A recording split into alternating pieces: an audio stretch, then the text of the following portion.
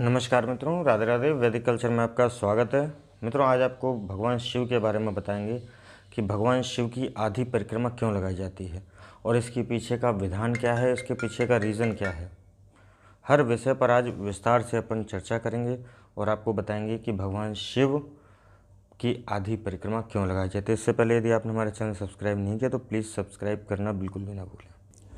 मित्रों, भगवान शिव का नाम लेते ही हमारे रोम रोम में हर्ष उत्पन्न हो जाता है, क्योंकि भगवान शिव की महिमा ही ऐसी है। भगवान शिव का आप जैसे ही नाम लेते हैं शिव, सभी आपकी इंद्रियां जो है वो एक्टिव हो जाती हैं। और भगवान शिव जी की कभी पूरी परिक्रमा नहीं लगानी चाहिए, भगवान शिव की हमेशा आधी परिक्रमा लगानी चाहिए। क्यों? क्योंकि शिव जी की आधी परिक्रमा करने का हमारे शास्त्रों में विधान बताया गया है।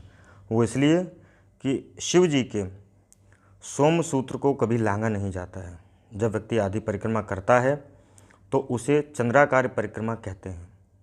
शिवलिंग को ज्योति स्वरूप माना गया है और उसके आसपास का क्षेत्र जो होता है वो चंद्र माना जाता है।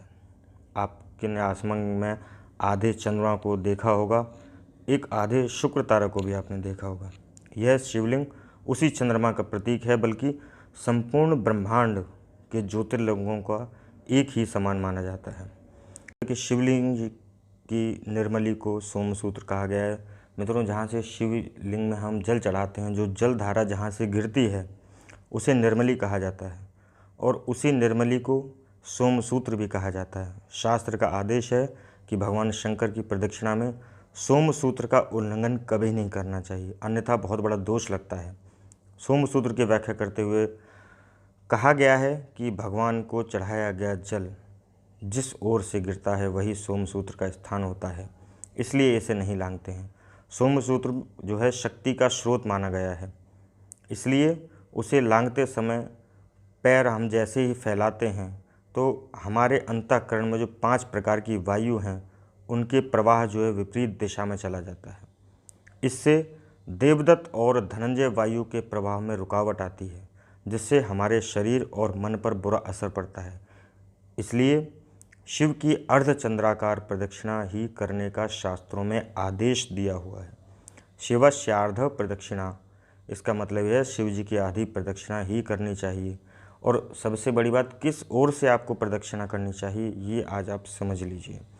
भगवान शिवलिंग की परिक्रमा हमेशा बाईं ओर से शुरू कर जलधारी के आगे निकले हुए भाग, जो जहाँ से हम जल छोड़ते जाता है निकल के, जो हमारा चढ़ाया हुआ, उस स्रोत के आगे तक जाकर फिर उल्टी दिशा में लौटकर दूसरे सिरे तक आकर आपकी परिक्रमा पूरी होती है। तो इस प्रकार से भगवान शिव की आधी परिक्रमा लगानी चाहिए और शिवलिंग को कभी भी आपको पूरा नहीं लागना है।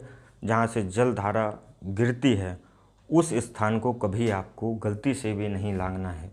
नहीं तो यदि आप ऐसा करते हैं तो निश्चित रूप से आपके शरीर में नकारात्मक प्रभाव बढ़ेगा, नकारात्मक ऊर्जा बढ़ेगी, जिससे कि मन और आपके शरीर का नुकसान भी हो सकता है। गए थे तो आप अच्छा करने के लिए, लेकिन आपने ऐसा किया तो आपके साथ में गलत प्रभाव के शरीर पर पड़ सकता है। तो ये थी मित्रों जानकारी, भगवान शिव की आधी परिक्रमा क्यों लगाई जाती है। यदि आपको ये जानकारी अच्छी लगती है तो अपने दोस्तों मित्रों के बीच में शेयर करके हमारा वैदिक कल्चर चैनल को सब्सक्राइब कर लें, क्योंकि इसी प्रकार की छोटी छोटी सनातन संस्कृति से जुड़ी जानकारी हम आप तक निरंतर पहुंचाते रहते हैं। तो आज के लिए मित्रों बस इतना ही। कल किसी नए विषय पर चर्चा करेंगे। तब तक के लिए धन्यवाद, नमस्कार, राधे राधे, जय हिंद, वंदे मातरम।